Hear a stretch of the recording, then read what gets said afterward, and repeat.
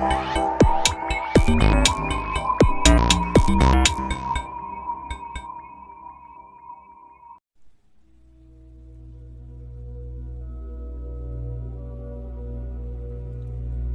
lluvia ligera otoñal caía a cántaros.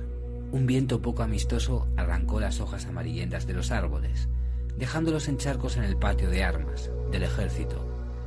Personas lúgubres con abrigos húmedos se formaron y tocaron con tristeza el himno de la Unión Soviética.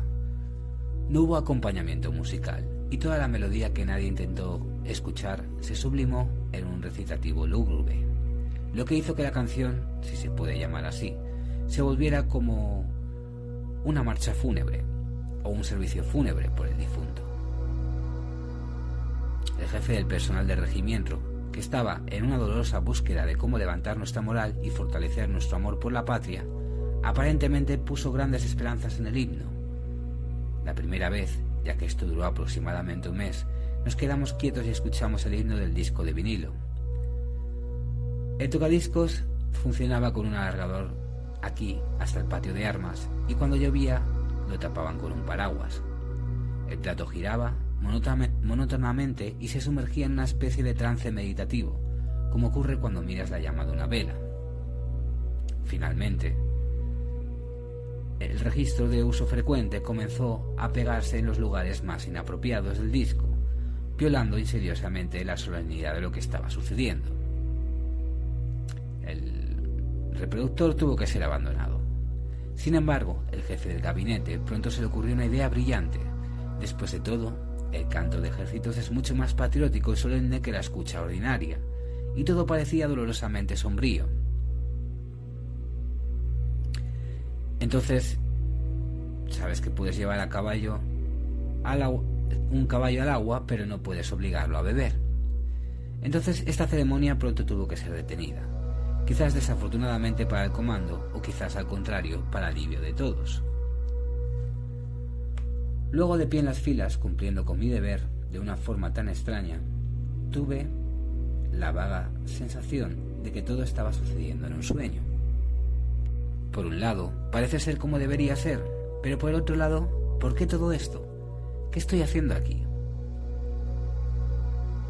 En realidad, ya amamos nuestra patria sin ceremonias y estábamos dispuestos a defenderla, sin importar si nuestro deber lo exigía o no. Han pasado muchos años desde entonces, durante los cuales tanto los tocadiscos como los discos han cambiado más de una vez. Sin embargo, la sensación de que lo que sucede a tu alrededor es un sueño sigue siendo la misma. Quizás así es. No en vano los niños menores de 4 a 5 años no distinguen entre el sueño y la realidad, creyendo que la realidad es la continuación de un sueño, o viceversa. Si rastreamos la evolución del desarrollo de la conciencia desde los organismos más simples hasta el Homo sapiens, entonces uno puede notar un patrón completamente inesperado y paradójico. Comencemos con las plantas por simplicidad. ¿Tienen conciencia? Por supuesto.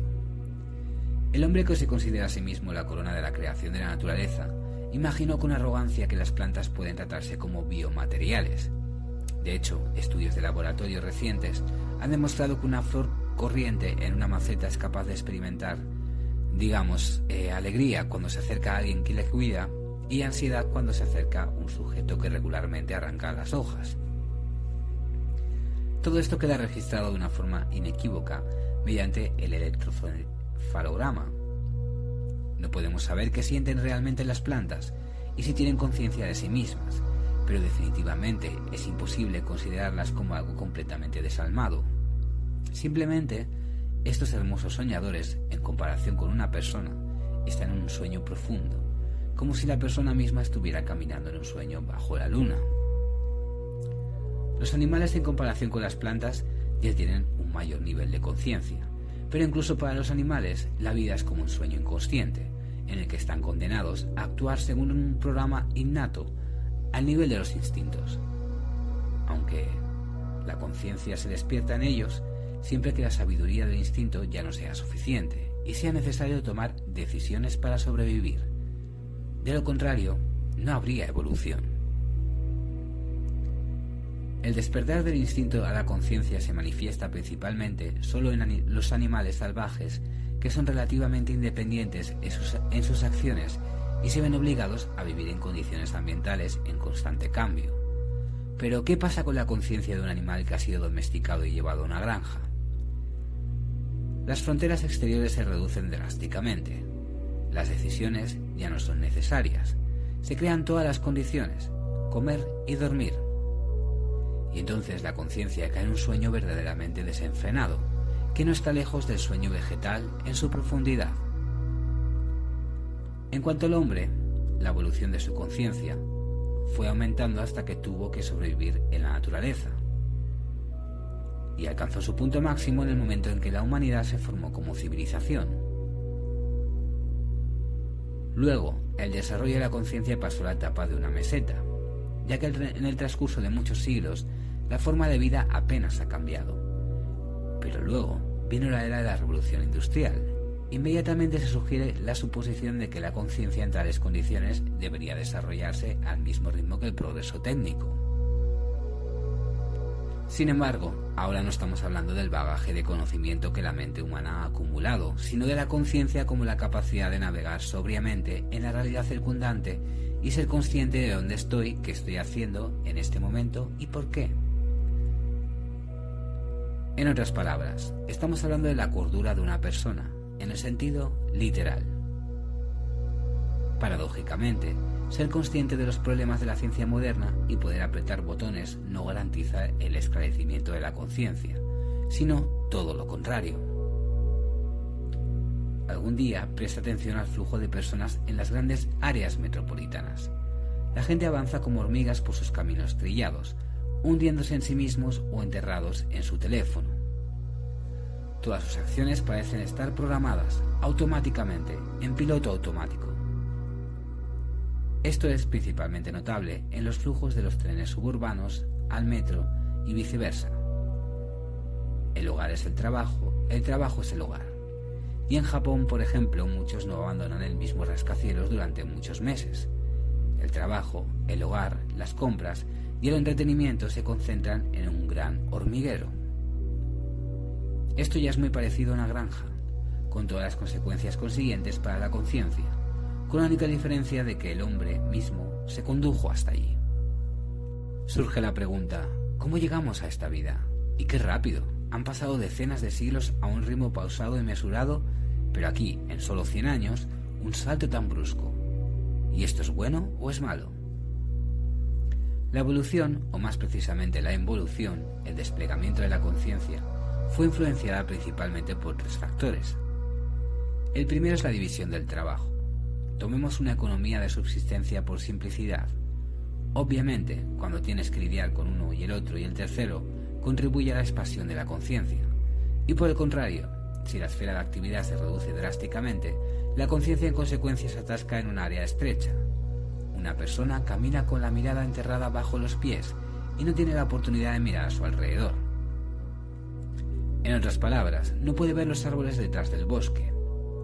A modo de ejemplo, 2 físicos de distintas especialidades ya no se entienden y 2 médicos de distintos perfiles dan distintos diagnósticos a un paciente.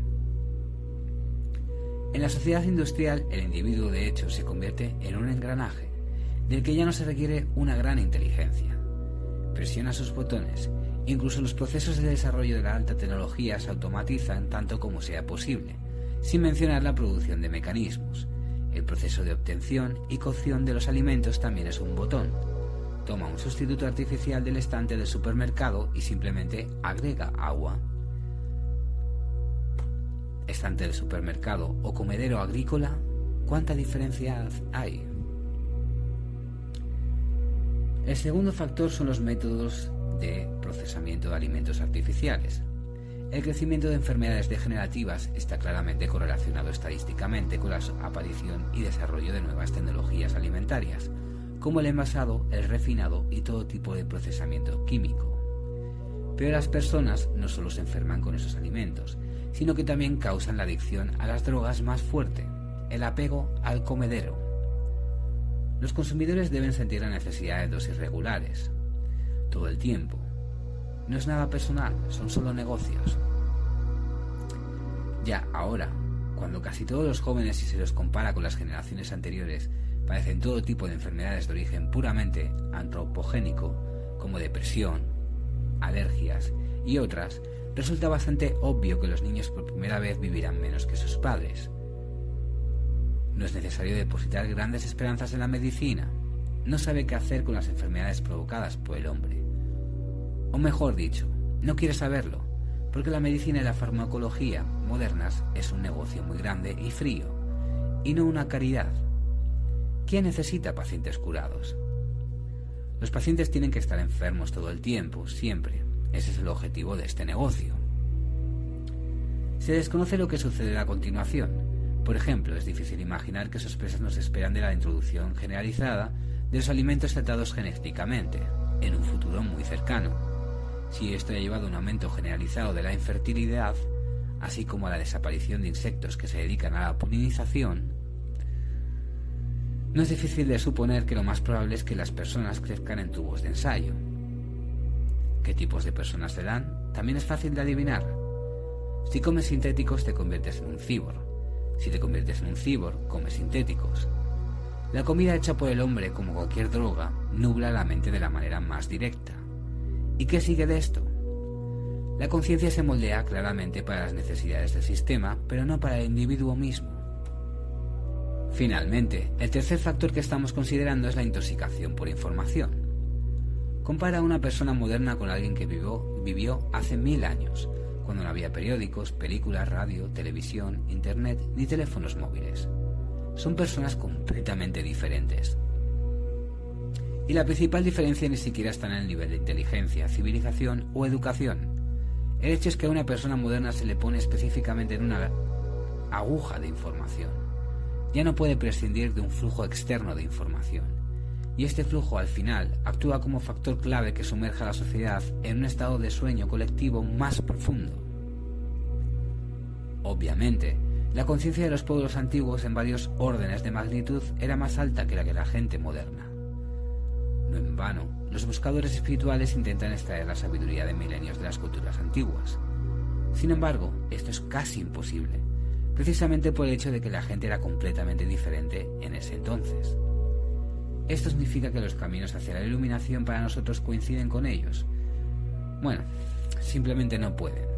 Primero debemos purificar nuestro cuerpo y mente, antes de que podamos acercarnos siquiera un paso al conocimiento que poseían los antiguos. Cuando la civilización se embarcó en un camino tecnogénico de desarrollo, entraron en juego leyes que nunca antes habían manifestado. Ahora bien, la acción de estas leyes lleva al hecho de que la tecnosfera se colapsa constantemente en una matriz. La matriz es una especie de conglomerado, un sistema en el que una persona se le asigna el papel de una batería que alimenta este sistema. Una película como Matrix no son ficción en absoluto, sino nuestro futuro muy cercano. Y el punto aquí no es ni siquiera la técnica con la que una persona se rodea. Cuando las personas ingresan en una red de información general o una red social, están a merced del sistema. Ya no es una persona quien controla el sistema, sino que ella es controlada por completo y se subordina al sistema. En la web de información general, esto se hace fácilmente. Como dijo Lenin, el comunismo es el poder soviético más la electrificación de todo el país. Estas palabras, a la luz de todo lo anterior, se pueden reformular de la siguiente manera. La matriz es una idiotez general más la ciborgización de toda la sociedad. Y la ciborgización de la sociedad es nuevamente una idiotez general más la unificación de todos los idiotas en una red social. Suena un poco excéntrico, pero de hecho lo es. El objetivo principal de esta red es emitir de forma centralizada comandos que serán ejecutados a ciegas por sus participantes que se encuentran en un estado de animación colectiva suspendida. Entonces, el patrón paradójico que se mencionó al principio es que la evolución de la conciencia, haciendo un bucle, no sube un paso más, sino que regresa al punto de partida. ¿Entiendes lo que está pasando? Por cierto, es natural que junto con la teoría evolutiva, la teoría de la evolución, según la cual los monos no son los antepasados del hombre, sino sus ramas inferiores, los degradantes, se haya vuelto cada vez más popular. Sin embargo, en mi opinión, la deshumanización no nos amenaza, al menos en un futuro próximo, pero la ciborgización es muy probable y muy pronto. Quizás las historias de miedo sobre el fin del mundo, con la que nos encanta asustarnos como en un campamento de verano después de que se apagan las luces, no tienen nada que ver con la realidad. ¿Es el calentamiento global, el enfriamiento, las inundaciones o un meteorito? No, no lo parece. Demasiado predecible para un final tan trágico. El final, como debería ser, debería llegar exactamente en el momento en el que no lo esperas y exactamente en la forma en que no lo esperas. De la misma forma, de la nada, y de repente llega un sueño. Y luego la pregunta: ¿no es hora de preparar un escape de la granja? Muy bien, Transurfers, pues hasta aquí el podcast de hoy. Espero que os haya gustado mucho. Para sesiones privadas de Transurfing, solo tienes que enviar un correo electrónico a realitytransurfingpodcast@gmail.com. También, si quieres tener acceso a mi Patreon, solo tienes que registrarte en Patreon. Puedes descargarte la aplicación o directamente hacerlo en www.patreon.com, registrarte y buscarme ahí. Tendrás acceso a muchos posts, talleres, vídeos, audios y muchas cosas más. Pues muchas gracias y nos vemos en el siguiente podcast.